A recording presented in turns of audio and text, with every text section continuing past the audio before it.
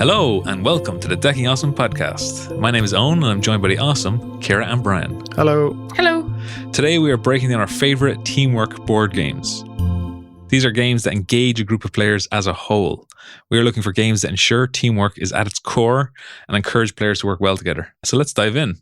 Brian, what is your number 5? My number 5, I've gone for Escape, Curse of the Temple. Now, I know on the surface of it, this isn't a teamwork game.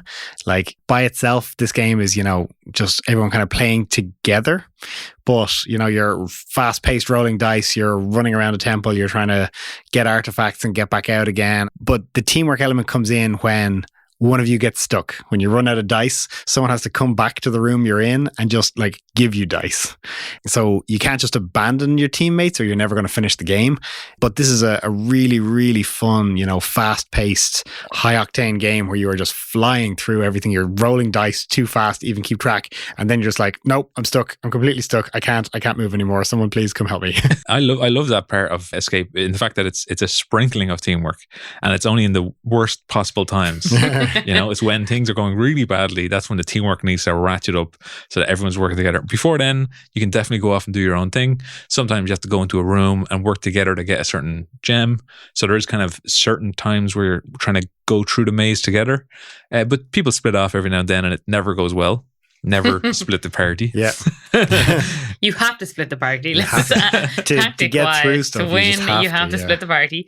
But yeah, I think the fact that you have to then yell, I need help.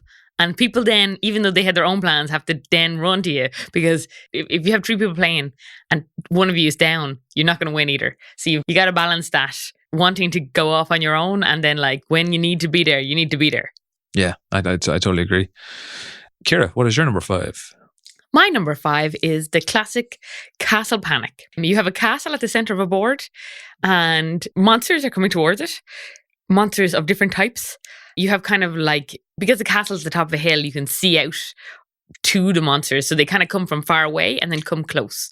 And you have to kill them with the cards that you have, along with your teammates. So you have to think strategically about the cards that you have and the cards all your teammates have and destroy them before they get to the castle.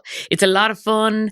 It does help if you think strategically or if one of the people in your group thinks strategically.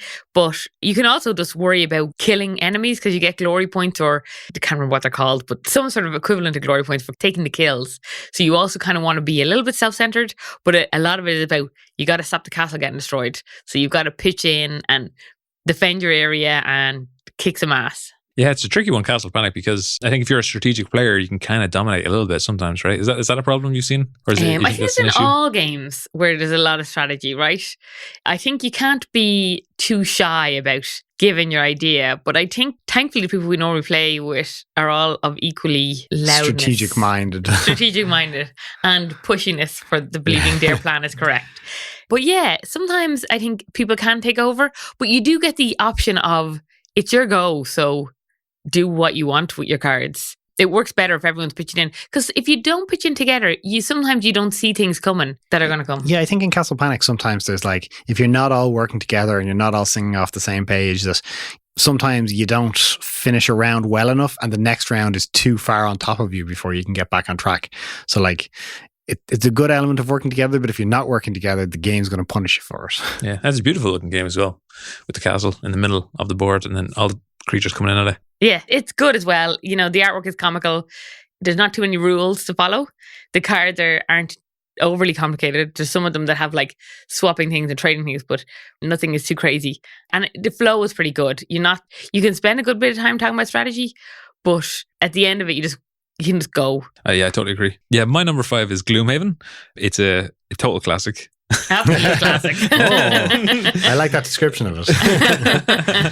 It's kind of a relatively new game, but it's incredibly popular. After its first Kickstarter, it became worldwide well known. I've lost count of it. What are they on now? The 5th version or the? Yeah, there's been a lot of different expansions to it. I actually have the Jaws of the Lion one. That's it's a kind of a smaller version of the big box game, but this is a role playing game, board game. So instead of it being like Dungeons and Dragons where you have to pick, it's all paper and pencils and stuff, you actually have characters here, and there's rules to the board game where you have combat and you're leveling up your characters as you progress through this entire world. It's not exactly specifically about teamwork. It's more about individual characters going through their adventure, but teamwork is super needed to survive a dungeon together. You got to share the loot. And I like the action deck that each character has. I think that makes for a very interesting, like, you kind of get to learn a new set of skills or a new set of combinations and the strengths and weaknesses of each character as you travel through. So even some of the characters are really teamwork driven. I know there's like a paladin equivalent where a lot of them is like, do something, give one of your players a card back and give somebody beside you this and that. And I think those elements are actually really strongly teamwork, like related on you have to be there beside your team member and you have to not attack your team members. A rule Brian forgets, I know, a lot of the time. I'm just saying, I do a lot of area damage. Just don't be standing in the area I'm attacking. That's entirely your fault. And then when you tell us the area, you usually change that by the time it gets to your go. I have a better idea. I think because it solves a lot of problems of these teamwork games in the fact that you're the only person who knows their character the most.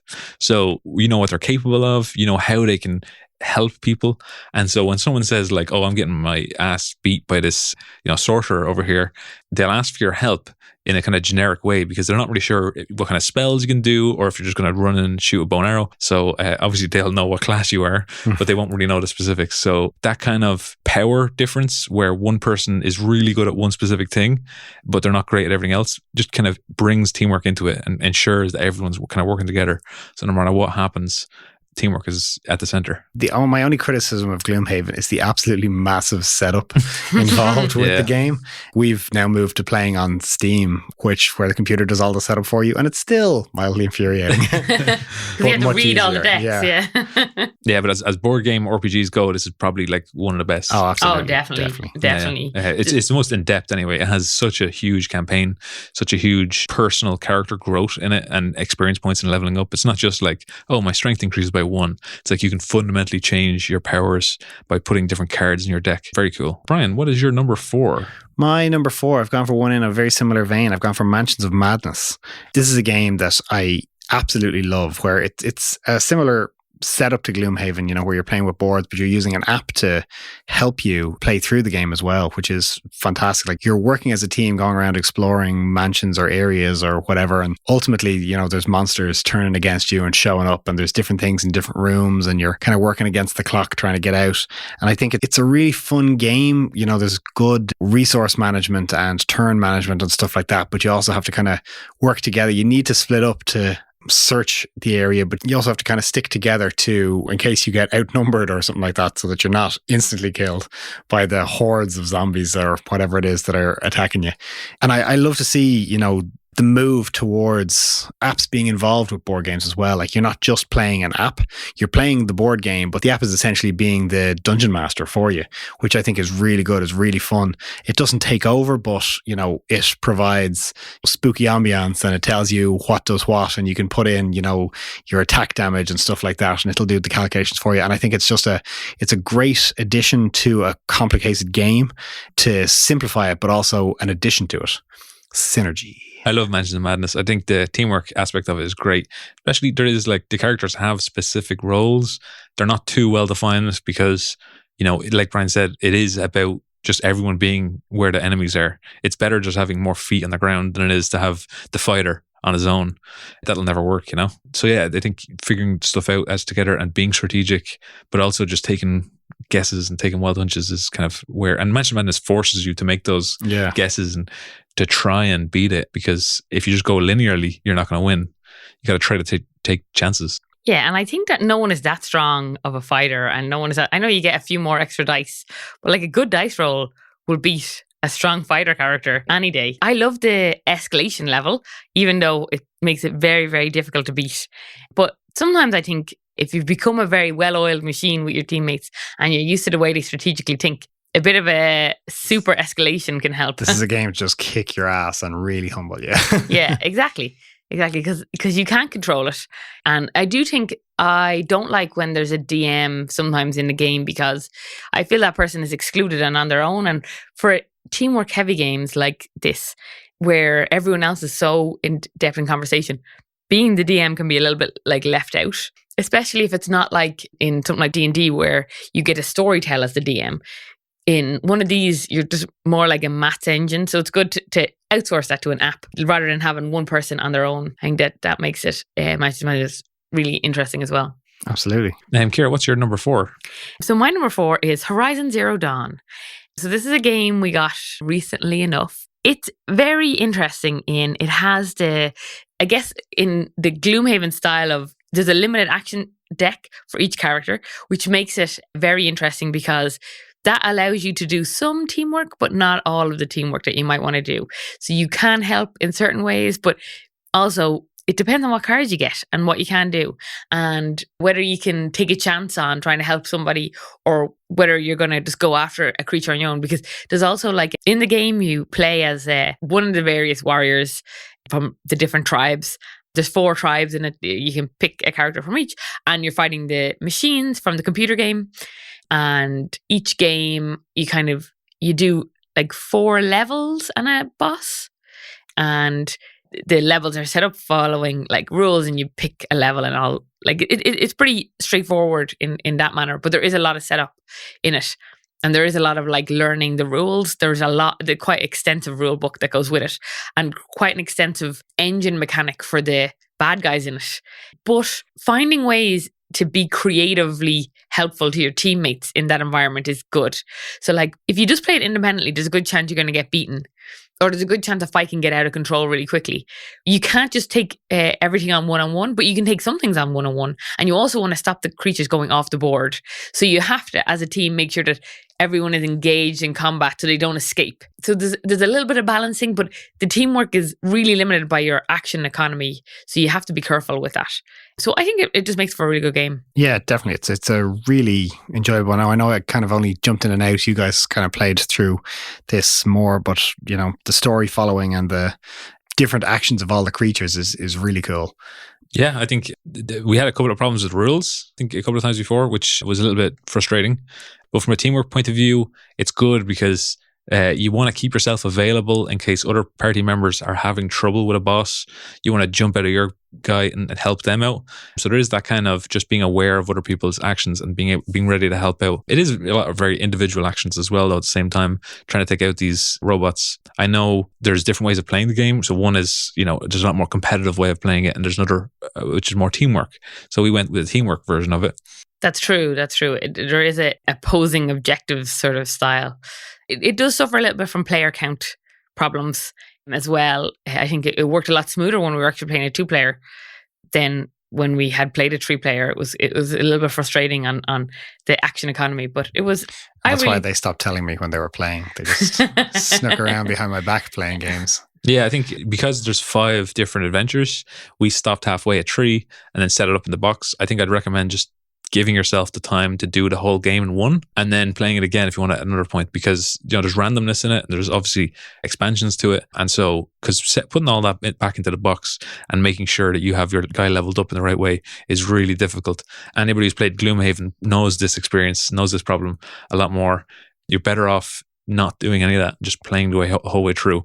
There is randomness in it, and it is quite enjoyable. You can definitely replay it. Yeah, I really liked it. So my number 4 is Escape Room in a Box, the Werewolf Experiment. This is an escape room game. It's the first one we're going to be talking about. And, escape room games are always fun for teams. It's because it doesn't matter what your skill level is, or if you've played one before, or if you're really experienced in escape rooms. It's always just about coming together, problem solving, trying to figure out clues, and see who can see what's going on. And of course, the team is very important as well. Whether you're like, some escape rooms are in like Egypt, a lot of them are in Egypt, or a lot of them are based on Sherlock Holmes. This one obviously is about werewolves, and it's about experiments, so it's like a science thing. But the best thing about this one, which sets it apart from different escape room games, is it's got tactile objects inside the box. So a lot of the escape room games you play are cards, which are great. They're really, really enjoyable. But having the tactile ones, it gives like people something to hold and that they can mess around with. Obviously, this game is quite old at this point, so you'll have to probably find other ones that are related to it. But yeah, I really love escape room games as parts of teamwork. Yeah, I think escape room games are a classic teamwork game. There's a lot to be said for them, and that like challenging your brain process together, it makes it really interesting. And yeah, I think the fact that they could manufacture actual objects and locks and petri dishes and bits and pieces made it very, very value for money. It was probably one of the most expensive escape room games we've bought. Cost-wise, there was like a little barrier for entry there. As your first escape room game, it might be a bit too much. But it is. I think it was way too much. It's probably way too much anyway. It's probably why it didn't do so well, because you're only playing it once. Yeah. And you're buying all these components for it. So that is tricky. But at the same time, if you know someone who has this game, buy it off them for half the price. Boom. Yeah, like the quality of this and the pieces and the puzzles and everything were so good. It's hard to have a competitor to it, but as you said, a little bit expensive, but the ability for people to put escape rooms into decks of cards or into a box like this is just, it's so cool. Brian, what is your number 3? Number 3 I'm going for, I know we have talked to death about legacy games on this podcast, but I'm throwing another one in there. I love legacy games. Mechs versus Minions. This one is a classic legacy game. If you've never played this game is fantastic. The miniatures, the pieces, the components, the puzzles, the games, everything to it is amazing. The box is enormous. It weighs a ton. Lift it with 3 people if you can. It is huge. And you just get like thousands and thousands of little minions in it.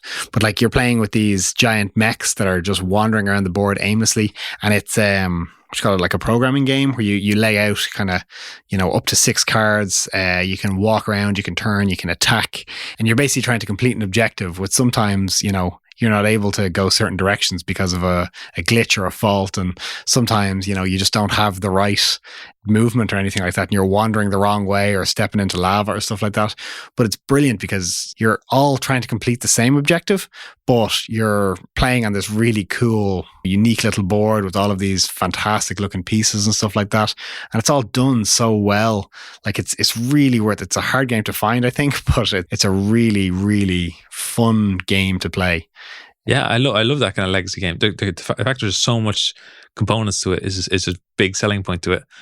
And yeah, like it is a programming game, so it can get really tricky. But the game does hold your hand a little bit for the first few missions to kind of get you into it, get you into the swing of things. And then like they start throwing some punches. Like the bosses in it are difficult. Oh my God, so hard. Yeah, like they'll start, their attacks keep changing. What they're doing keeps messing around with you. If you keep getting attacked, sometimes you can get lucky and it won't affect you too much. But then other times it can really mess with your system. You can just be going the wrong direction and you can be turning around. And the whole game is about just trying to give yourself the right options so that you can like attack the right people at the right time. Otherwise, you're just looking at a wall and you're not doing anything. Your goal is wasted, Yeah, getting stuck. You have to do every action. And I think that makes it a lot more interesting. You have to turn 90 degrees, even if you really don't want to turn 90 degrees. It's good. And as a teamwork game, it works really well. Everyone's on the same page, but obviously everyone has different abilities and different power-ups and stuff like that. So they're trying to do their own thing. But yeah, I think it's great. Yeah. Yeah, I think, and you kind of have to assign roles. Like when you're moving something across the board, everyone has to know, are they pulling? Are they ahead, killing minions? Everyone kind of has things to fulfill, but without that being explicit, without you getting a card saying you are the person who pushes the thing. You have to like work together to adapt it. And then let's say somebody is doing something and then suddenly their line gets messed up. Somebody else might have to take over and swap in and out. It's a especially good teamwork game. Yeah. And Ciara, what's your number 3? I went for the Thames Murders in Other Cases, which I think is the remake of, we have both the original and I don't know if it's a remake or an additional, because they're not the same murders, but there was an original one we played as well, which was a little bit, rough around the edges. Yeah, a little rough around the edges. I think it was a translation of a different game, and the translation into English, some of the things didn't make as much sense. But this version doesn't suffer from that. It's a really interesting game in that you're working with one or more people. It's good to have more than one people because you have to figure out who murdered somebody, given abstract clues, like hundreds of pieces of information that are not relevant, as well as hundreds of pieces of information that are relevant. And you have to sift through it and figure out what happened. I think the teamwork element is you need people to come in with fresh ideas because you can easily get stuck down a dead end. And also, you have a lot of influence. You can drag people down a dead end with you without meaning to. And that kind of balance, it makes it all the more interesting. Yeah. This is the second version of it. This wasn't the one with the smoker, was it?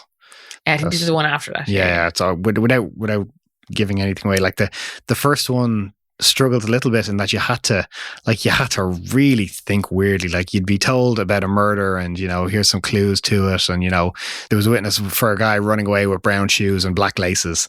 And like, you were supposed to know that only 6 people in London at that time had black shoelaces, that everyone else had brown shoelaces. So if you went to the shoelace maker, he was able to tell you that the black shoelaces, oh yeah, I know the 6 people who made them. Here's their home addresses.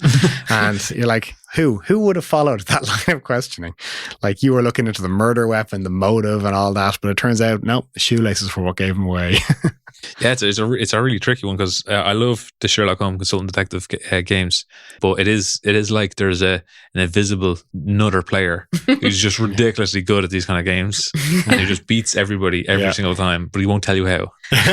He won't tell you the secrets of how he's doing it. So Sherlock Holmes obviously is fantastic. Yeah, it's just a very interesting game, and I do think you play off each other. You need that motivation. There's less rules around it. It's less about a game, I guess, and more about like bringing people along, convincing people to do something. I really like that side. And there is the ability in this game, which is a lot of games don't have this, of having breaks as well. So like, when you learn about something, or you read a bit about the Sherlock Holmes, you might be a bit confused. What's your next step? You can step out away from the board game table, take the newspaper with you, read the newspaper, have a cup of tea, go into a different room, think about it, and then come like, Eureka, I've got it. We have to go to the shoelace factory. Yeah, it's not a timed game. No, unlike not, a lot of escape room games or that sort of puzzle solving games. It is more of he's going to ask you 4 questions and you're going to have expected one of them. You're going to have gone a whole different way about an affair with a monkey on the other tree, and then that's not going to come up at all. Yeah. Yeah, like, and you'll have your own kind of assumptions as well. Like, you'll end up like going to like embassies that you might think have something to do with it, and like it won't have anything to do with it. Yeah, and so all sorts of stuff like that. Yeah, my number 3 is Descent: Journey into the Dark, the 2nd edition. This is a really great game. This is an RPG kind of like Gloomhaven. Gloomhaven is a lot more deeper in its campaign, but the reason Descent gets number 3 higher than Gloomhaven is because it's just a much easier game to play. It's a quicker game to play. It's easier to put back into the box, and you're not having to worry about things too much. Now, Gloomhaven obviously is a experience and a lifetime, but Descent is something that you can play with anybody. Take it out, and you're just playing a board game, role playing game. It's just a fantastic experience for everybody there. And it's filled with tropes, so there's like orcs and goblins, and you can be the warrior and you can be the wizard, and there's not too much depth into it, which allows you to just have some fun, roll some dice, break down some doors, get some loot. It's just far more satisfying, and it just gets to that teamwork element. There's less stress about like, oh, I need to get this many spaces up so I can activate my ability, which does this. It's more like, I'm a barbarian, I'm just going to run in. You just collect tokens. The tokens are the same tokens each round. There's sometimes different colors, but you don't have to worry. You just have to play the fighting element of D&D. The strategic, are you going to attack from a distance? How are you going to level up your character? That sort of fun stuff. Yeah, and it's balanced. It's very balanced. I feel like where it, falls down in comparison to the likes of Gloomhaven and stuff like that is that someone has to be the DM for it. But it's still a really fun, interesting game. Nice and simple. It can struggle for the DM, I think, in that sometimes your characters, your bad guys spawn at places that aren't as convenient as you would like to stop the players. And you're kind of playing catch up a little bit in some of the levels that we played. I think in Descent, as a DM, for me, I was doing it based on you guys. So I was making it easier, making it harder based on how I felt. So there was choice there as a DM. You're not just following the rules. You're not just doing everything. You can make people's life a hell if you want to. There's also the Star Wars Imperial Assault, which is same company, same idea, came out kind of around the same time. It's just Star Wars. And yeah, I love Star Wars. Obviously, Kira and Brian don't. So I don't dislike Star Wars. I just never watched Star Wars. Yeah, it's not a big deal. It's whatever people are into, So there's those two options are really cool. Fantasy RPG versus sci-fi RPG. Brian, what is your number 2? My number 2, I've gone a bit controversial with this one. I've gone for Dead of Winter. I really, really like Dead of Winter. It's a really fun game. For those of you who haven't played it, you're kind of working as a team. You're trying to fend off a load of zombies. You're trying to go out and gather resources and stuff like that through the hordes of zombies. They're trying to break in. You're trying to defend and block it off and kill the zombies and stuff like that. Where the game falls down a little bit is it has a trader mechanic in it where everyone can kind of get secret assigned roles. Now, you can play the game without it, and the game is great fun if you want a fully teamwork based game where you're all working together. It can still be difficult to do because, to complete some objectives, everyone has to pitch in resources and people might not have them. So it still kind of can be tough to do.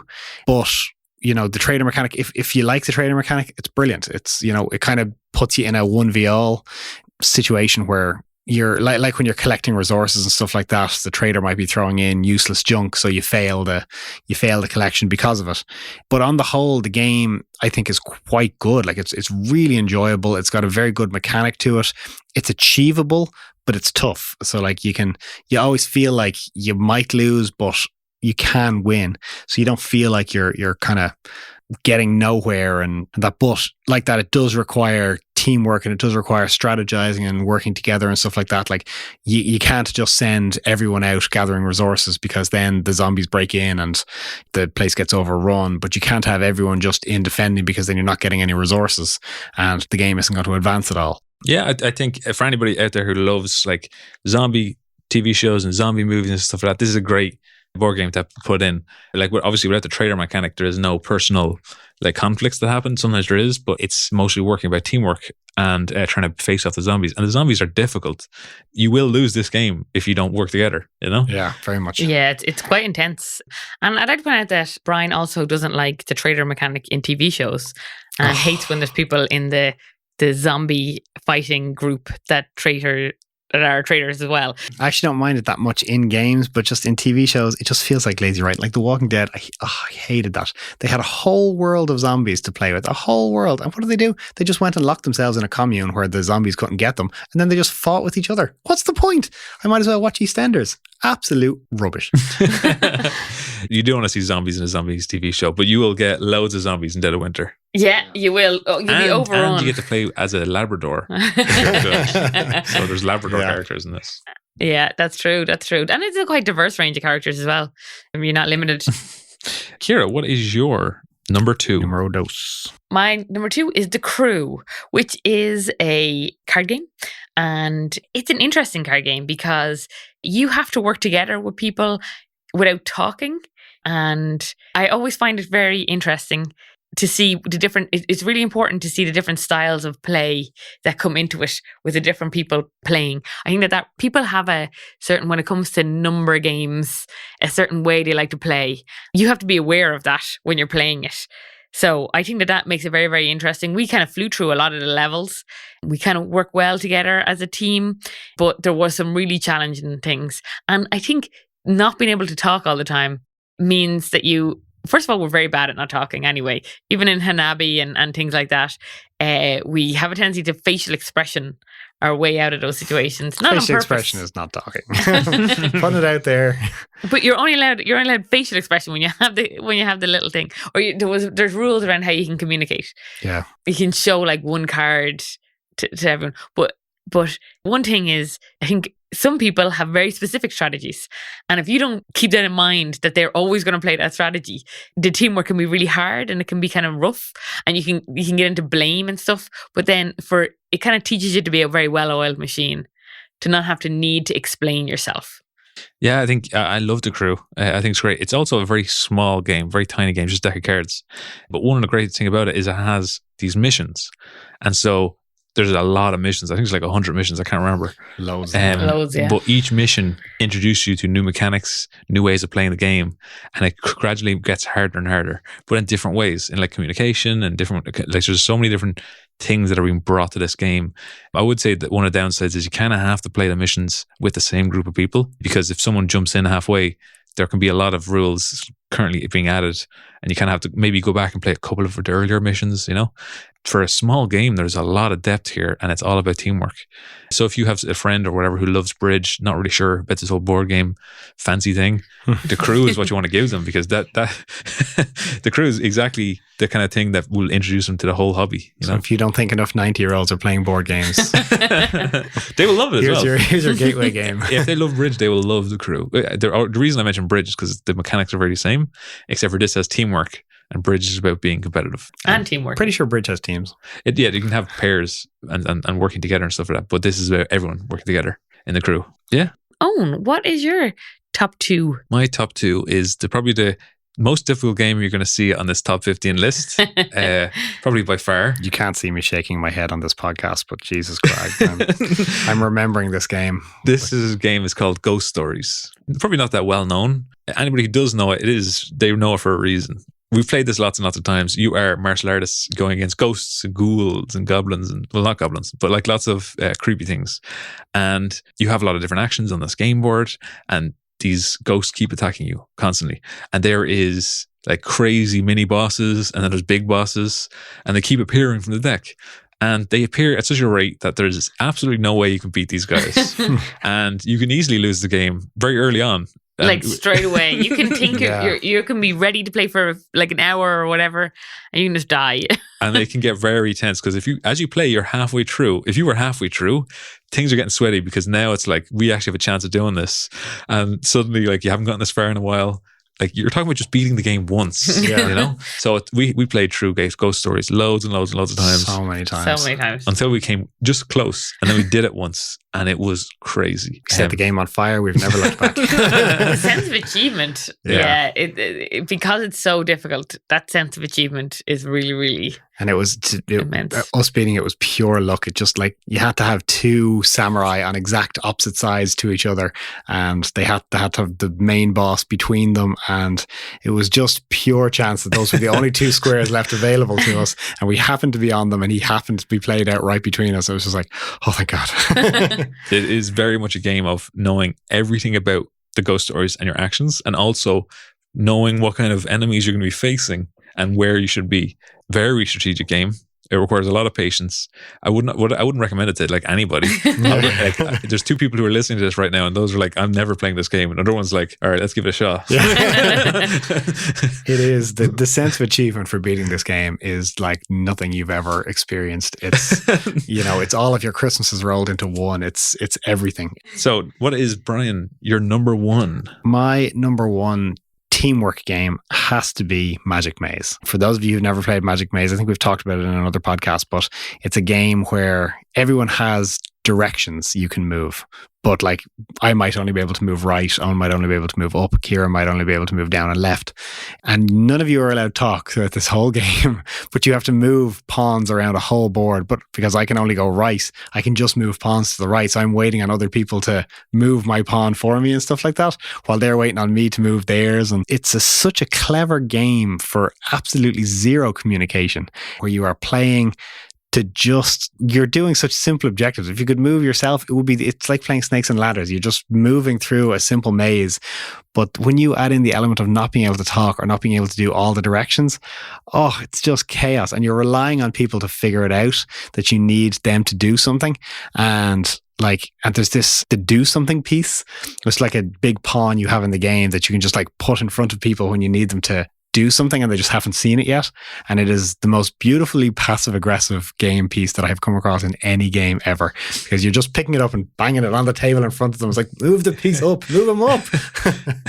I love Magic Maze. The teamwork in it is great. It might as well be called like facial expressions, the board game, because sometimes people will be angry, sometimes they'll be confused, they'll be terrified, and it's all based on the game, because you're either the person who needs to do something or you're the person who's waiting for someone else to do something, and you're always terrified that you should be doing something and you can't see it. Like, and there's something on the board. Yeah, it happens so often. And everyone's just waiting for that person to do it. And there's like 3 people looking at the board, and you're like, one of us has to do something. And I hope it's not me. It's 4 thieves stealing something and then leaving a building. And you're not tied to any of the 4 thieves. You are tied to a direction. It's such a weird sense of like, I'm tied to turning left. It's fascinating.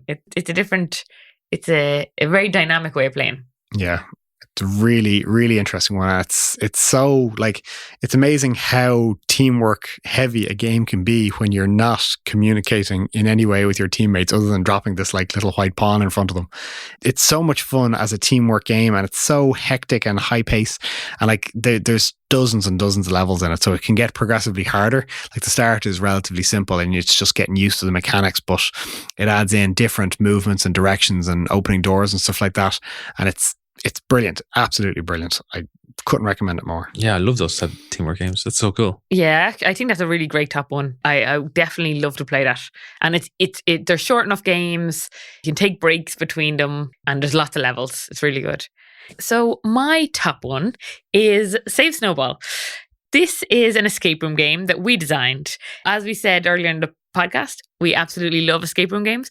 We fly through them. We love Deckscape, Exit. Just, we can't get enough. And this was where we thought we would be helpful, first of all, to try our own one, design something interesting, and then kind of stay away from the normal options that there were out there. Because, as I said earlier, a lot of Egypt-based escape room games and a lot of Sherlock Holmes-based ones. So in our escape room, you're actually trying to save a bunny, your pet rabbit. It's same sort of concept. You want to solve puzzles and work together, and like we just really love it. We love real escape rooms as well. That whole working together to complete something, and that sense of accomplishment of when you do it. We think that this is a nice family-friendly option, but also hard enough that it'll challenge anyone who's playing it. Yeah, I love to Save Princess Snowball. I think it's like a choose your own adventure game where you get to pick, make the solutions to your problems are the place you got to go next. And I think that style, that gameplay is like something you don't see a lot in escape room games, and it makes things a lot more interesting because you can you're not going to give tips unless you want to give tips, and so you can't really accidentally like solve problems. It's not one of those games where like you flip it over and then you see if you're right. If you by finding the card, you found if you're right or not, and then you flip over the card and you're like, oh no, I'm wrong or whatever. Yeah, I really like that mechanic as well, where you're not, it's not just flip it over, we got it wrong, but you continue on the story anyway. Like if you guessed the wrong code or something like that, you'll flip over a card that goes, oh sorry, try again, and then you still have to figure out the puzzle. So you're not just being cheated your way through the game, you're not just flicking through a whole deck of cards, you actually have to solve and to work it out, and there's a good variety and a good range of puzzles in it. Yeah, that's cool. And because that's the style, you want to give people a chance, lots of different choices, and the puzzles are really cool. I like it. Yeah, my number one is Pandemic, which is, we've mentioned it maybe a few times before in the podcast. just twice. We might have had a specific podcast just on this one specific game. Unsurprisingly, it's on the top of my list. It is, I think that's it.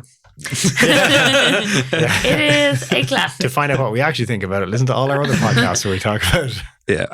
As teamwork games go, it's the thing that brought me into cooperative board games. It's the one that showed me that board games don't have to be hostile, aggressive places. They can be really friendly, and it's a challenge. It's always a challenge, and it's fun to be able to see the world and like actually see the world map and put tokens down and like save France or whatever, And I like you have a lot of influence. You can do your own thing, and you can not stop the pandemic if you do. That whole having a lot of influence, getting to do what you want, getting to work together to actually strategically overcome something, that's all really, really enjoyable. A lot of teamwork, a lot of working together, and it's like fast paced too. The pandemics or the epidemics have to be squashed quickly, or they get out of control. And like Brian said with Mechs and Minions on legacy games, obviously Pandemic has legacy games, and they're not only great for teamwork, but they're also just great for creating a shared experience between everybody of the same thing. So yeah, ticks all around. And such a good game. It has spawned so many offshoots. As I was saying, it has 3 legacy games, I think it is. Season 0, 1, 2. Yeah, that don't happen in that order. 1, 2, 0. Then there's also the dice one. Then there's the Roman one. There's the one where you put out stickers. There's one for dams. You're creating dams in, I think it's Amsterdam. We're actually creating the infrastructure. There's a lot of them. There's an addition to the original Pandemic game as well. There's lots of different versions of it. So if you've played Pandemic and you think you've mastered Pandemic, there's so much more for you out there as well. But like the base game is one of these things where usually you get the second edition or the expansion or the different. I would go base game every time. Pandemic, the base game is the best. A lot of replayability. Yeah. I think the fact that it can happen anywhere, you can get a cluster, and depending on where the cluster is, changes the whole landscape of the game throughout it. Is it in a place like really far apart, or is it in some nest like Europe is, where it can be really hard to manage because it's 3 stops to get from one place that looks pretty close on a map to another place that looks really close. And I was like, when you're just on top of everything, you think you've got it under control, you're just about to get the diseases cured, and then all of a sudden there's just outbreaks on the opposite side of the globe, and you're like, oh God, damn it. Can't just ignore them. Must run. Well, it's the same, like you have choices you got to make during pandemic. And I love that feeling of like Riyadh has like 2 disease cubes on it. And we're like, all right, all we have to do is just Riyadh just doesn't have to come up. So we're flipping over 3 cards. There's no Riyadh. And you're like, Sao Paulo. And you're like, great. And there's just this anticipation over what the next 2 cards are going to be, which is great. You don't get that in a lot of games. It's always Riyadh. It always outbreaks. It always outbreaks. Yeah. The worst thing is, like, you're like, oh, we have everything so under control. There's 2 max cubes, and there's only 2 cubes in one city. Every other city has 1 cube. We're fine. And then you're like, and that one city has like a pandemic or it gets a disease cube, and an outbreak happens in the city beside it, and then it just all scatters throughout the whole board and ruins it. And you're like, we were so close. Cool. That pretty much wraps it up for our top 15 teamwork games. Follow us on social media to help us out. We've been decking out some games. Thanks for listening. See ya. Thanks, guys. Bye.